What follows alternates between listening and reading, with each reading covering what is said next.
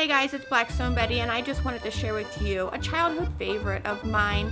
Growing up, my mom always made us asparagus and eggs, and this is one of my easy, inexpensive, quick meals that I'll make for breakfast, lunch, dinner, any time of day. It just makes me happy.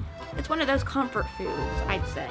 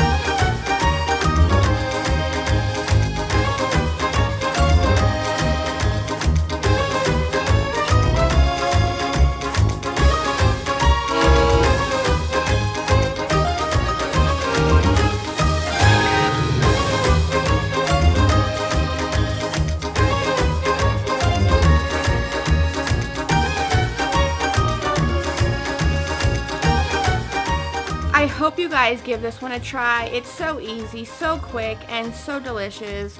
For more recipes from us, please be sure to visit blackstoneproducts.com. I'm Blackstone Betty, and I will see you guys in the next video.